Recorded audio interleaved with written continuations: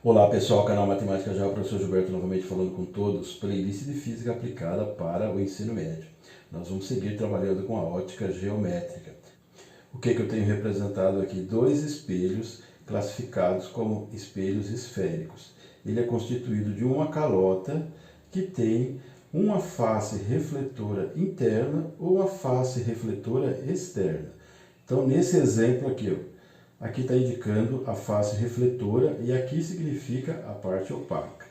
Aqui, refletora, a parte opaca. Então, nesse primeiro caso aqui, a face interna da calota é refletora, é classificado como côncavo. Observe aqui, os raios luminosos incidem e refletem, incidem e refletem. Então, é a parte interna. Então, a face interna da calota é que é a refletora. Então, nesse caso, é classificado como côncavo. Aqui é o contrário. A parte externa da calota é a refletora. Então, a luz incide e reflete. Incide e reflete. Então, nesse caso, o espelho é classificado como convexo. Então, nós ficamos com esses exemplos para o espelho esférico, o côncavo e o convexo. Quando é côncavo, a face interna da calota é que é a refletora, nesse caso. Quando o espelho é esférico convexo, é que a face externa da calota é que é a face refletora. Importantíssimo para a resolução dos exercícios é conhecer os elementos do espelho esférico. Então aqui tem um esquema para mostrar o espelho esférico. Vale tanto para côncavo como para convexo, ok? Essa linha aqui é chamado eixo principal. Eixo principal. Então, ela passa bem ao meio dessa circunferência, divide em duas partes. Então, esse é o eixo principal. Agora, vamos ver etapa por etapa. C maiúsculo é o centro de curvatura. Fica exatamente aqui, no centro dessa circunferência. É o C, o centro de curvatura. Esse F maiúsculo, aqui está, fica sobre o eixo principal. Nós temos aqui foco, foco principal. O F significa o foco principal. O V maiúsculo fica aqui, é o vértice, é o vértice. O R maiúsculo é o raio da curvatura. Aqui está, essa medida que sai do centro até a extremidade, a gente puxando aqui, nós temos essa medida. Corresponde a essa, evidentemente, é o raio, raio da curvatura. Agora esse F minúsculo vai representar a distância focal. É toda essa medida, que é o raio, dividido por 2. Embora o desenho não represente, assim mesmo que aparece nos livros, ele está um pouquinho deslocado, mas ele significa que é exatamente a metade disso aqui. É o raio da curvatura dividido por 2. Vai representar, então, a distância focal. Então, o F minúsculo significa distância focal. Então, agora eu tenho aqui alfa. O que significa o alfa? É o ângulo de abertura do espelho. Aqui está. Essa abertura aqui vai ser indicada pela letra grega alfa. Prosseguindo aqui, condições de nitidez de Gauss.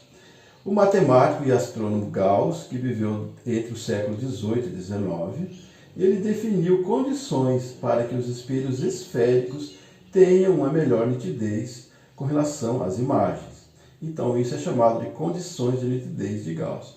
Ele definiu o seguinte: o espelho deve ter pequena abertura angular. Deve ser um ângulo menor que 10 graus. É claro que se tiver uma abertura maior, vai aparecer a imagem, evidentemente, mas com menor nitidez. Então, essa é uma condição, que o alfa, aquele ângulo que eu mostrei para você, deve ser menor que 10 graus. Outra informação, os raios incidentes em relação ao eixo principal devem ser próximos e pouco inclinados. Então, chegou-se a esse conceito.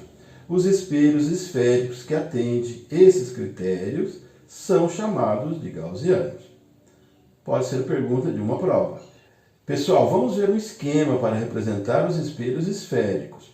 Não se vai ficar desenhando os espelhos esféricos o tempo todo. Então, criou-se um esquema para mostrar o espelho, para representar o espelho esférico. Nesse caso aqui, espelho esférico côncavo. Então, se tem esse desenho aqui na parte externa, significa que a face refletora é a face interna, ok? Como a gente viu lá no comecinho.